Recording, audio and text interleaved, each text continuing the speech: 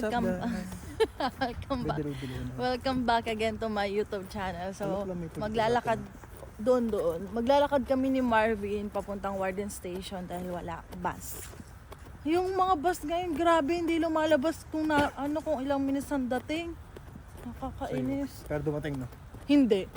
Kahapon kasi, walang lumalabas, parang 20 minutes pa, tapos biglang dumating yung bus. Tapos kanina, nag-intay ako 30 minutes. So, nag-try ako mag-intay. Sabi ko, ay, sige, lakad ako. Sa next bus, titigil ako doon. Pag nakita ko yung bus, wala talaga. Sabi ko, wala na. Punta kami ng Eaton Center, guys. Friday ngayon. Bilis ng araw, 1 week na lang. Friday Bye-bye, na pala. Toronto na. Dalawang box na tayo. Nakapag si Marvin ng box na. 2 na yon. Kasi maaga siyang umalis maaga siyang umuwi. Kasi 'di ba half day lang naman siya pag Friday, guys. So bumili siya ng pangsisig kasi bukas magdadala kami ng sisig. Walang na kanina. Hindi. Mamaya pag-uwi natin, papakuluan ko tas bukas na lang iprito. Tapos ano pa ba? Pagka-uwi niya, bumili din siya ng extra box pa, guys. Para anong araw natin ipapadala yun? Next week, mga Thursday siguro. Okay, mga Thursday Wednesday. daw. Papadala na. Sumuubos Hoy, na? Thursday ha, may tayo, may dentista tayo. Appointment yun. Kailan tayo pwede? Wednesday yun, wala naman tayong ganap ng Wednesday. Ang lamig. Malamig na, guys. Kanina si Marvin dito, hindi siya naka-red kanina, bali yung lang niya. Ano pala? Sweater lang niya. Tapos natawag sa akin, di ko sinagot, umakit ako. Tapos sabi niya, tumatawag daw siya. Sabi niya, malamig daw pala. Papadala daw niya yung jacket niya. Sabi ko, kala niya hindi malamig. Kasi 13 degrees yung nakalagay. Di ba pag 13 degrees, kaya pa natin. No? Iba na yung 13 degrees ngayon, malamig na talaga. Oo. Pero hindi pa naman kailangan mag-winter jacket. Kanina naka-winter jacket ako nung madaling araw kasi mahangin, malamig talaga siya, guys. Ayun, update na lang namin kayo pag nandun na kami sa Warden Station. Ayan na, nag-tap na ang bebe. Ayan yung amin. Iba na hindi na katulad nung dati. Yung may pinto.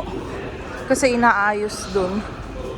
Hingal ako, guys. Tumakbo kami ni Marvin kasi nag-walk na. Nag-walk na kasi. Dito na kami sa Eaton Center.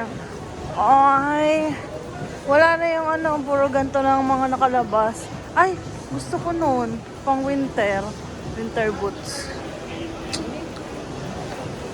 Parang nagugutom na naman ako Busog ka pa? Baka kumain ka na kami.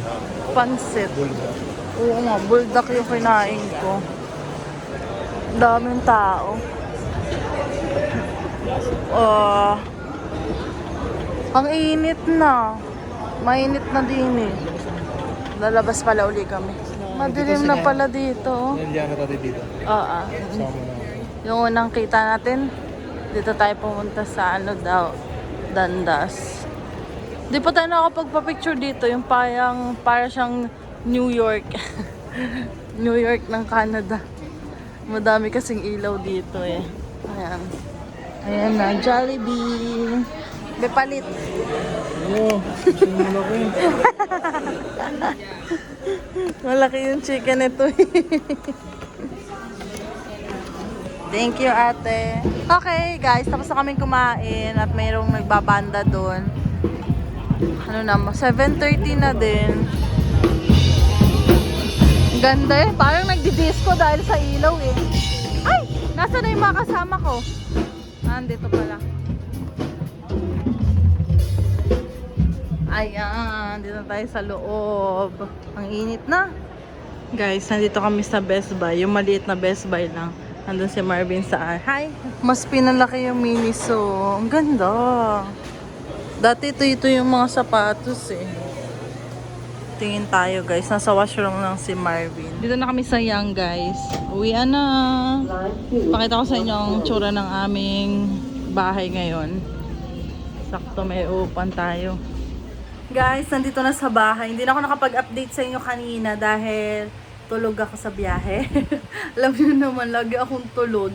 Tapos ayun, si Ate Mai, nauna siyang umuwi na sa amin. Nagpasyal-pasyal lang kami ni Marvin kasi nga sinusulit na rin namin yung mga mall dito dahil sabi nila doon, sabi ni Kuya Mark, 6 PM lang ata yung mall doon. Maaga nga daw nagsasara.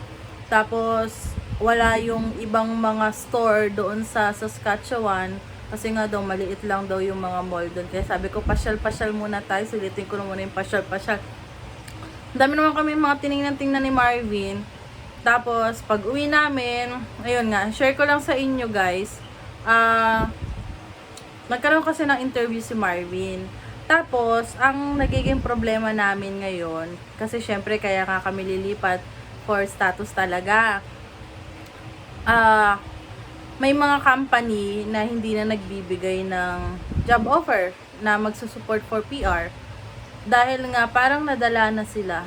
Dahil madami nga daw lumilipat doon. Tapos pag na PR na, iniiwanan na yung company. Syempre nakakaano. Pero siguro, di ko alam kung anong lahi. Yun kasi yung sa mga interview ni Marvin. Kasi ang hinahanap nga namin yung magsusupport sa amin for PR.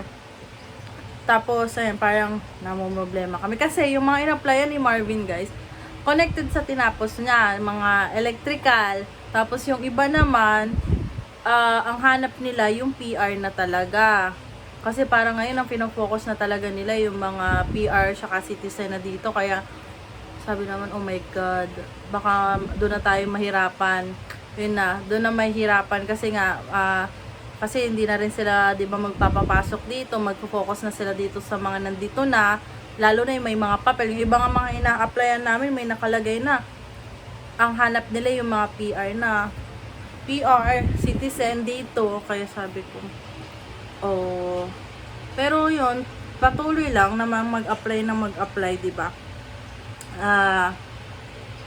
Paano ba? Tapos may mga nagme-message nga sa amin kung meron na daw kaming trabaho doon, kung meron na kaming titirhan, kasi syempre yun nga, bago ka dumating doon, dapat yung mga ire-ready mo na yung mga titirhan mo, saka work mo, or kahit pagdating doon may interview ka na, or kahit papaano may kakilala ka, kahit mga 1 or 2 tao na sa lilipatan mo. Dahil nga madami din nag-message sa amin. Ayun, pagdating namin doon, kaso yung mga nag-message sa amin, iba-iba yung lugar ng pupuntahan nila sa Saskatchewan. May mga iba nga doon, ang layo. Doon sa pag-i-stay namin, Regina, yung ibang mga nagme-message sa akin, doon daw sila pupunta. Tapos nung sinunod ko, mga 5 hours drive, yung iba 3 hours, 2 hours. Sabi ko, ang lalayo din pala, no? Grabe. Ang lalayo, di ko akalain. Kasi, or baka dito rin, katulad dito, may mga pupuntahan kami. 5 hours, malayo na, pero hindi mo na rin mamamalayan. Ako, hindi ko na mamamalayan kasi nga, hindi naman ako nagda-drive. Tulog lang naman ako. Ang nakakaano lang naman dyan, yung mga driver, sila ang kawawa kasi magdadrive. Kaya sabi ni Marvin, nako, kailangan mo matutong mag-drive kasi pag maglo-long drive tayo, kailangan may kapalitan ako, ganyan-ganyan. Ayun, sana maging okay din kami sa Saskatchewan para kahit pa paano pag medyo nakaluwag na kami, mag-help din kami dun sa iba nating kababayan na kailangan din nila ng work na kahit pansamantalang trabaho, or makatulong din tayo ng makahanap sila ng employer na magsusupport sa kanila, ganyan-ganyan. Pero ayun, pero kung nagbabalak din po kayong lumipat, ngayon pa lang din, mag-try na din po kayo mag-apply sa mga company kung saan man. Basta basta na talaga apply sa job. SAS job tsaka Indeed. Tapos kasi iba namin kakilala sa Indeed sila nakakuha. Before sila lumipat to, nakakuha na sila ng trabaho, galing Indeed lang din. Kaya sabi nila, apply lang, apply. Tapos may mga nagbe-message sa amin taga Saskatchewan, nagbibigay sila ng link na applyan daw namin, ganito, ganyan. Kaya ina-applyan lang, apply. Wala kaming tigil sa pag-apply. Kasi minsan may mga employer talaga na naghahanap talaga sila ng empleyado. Kailangan nila ng empleyado kasi syempre nasa malayo-layo din, yung iba doon malalayo talaga doon sa city like Regina. Kaya kailangan talaga nila ng mga tao. Tsatsagain mo lang talaga, guys. Magtsaga lang talaga kung malayo or konti lang tao. Kung kailangan mo ng paper, kailangan mong tiisin talaga na malayo. Pero at least, sure naman yung mga sure naman magkakapapel ka, diba? Yun lang naman yung mahalaga sa atin, makakuha tayo ng papers. Pero kung hindi man tayo pala rin, di wala naman tayo magagawa na. So, ayun lang guys, tatapusin ko na yung vlog ko ngayon. Dahil mag-ayos-ayos na ako ng iba namin gamit ni Marvin. Kasi si Marvin kakatapos ng maligo, mag-ayos-ayos siya ng maleta niya. Ayun, so ayun lang guys, don't forget to like and subscribe sa YouTube channel ko. Bye!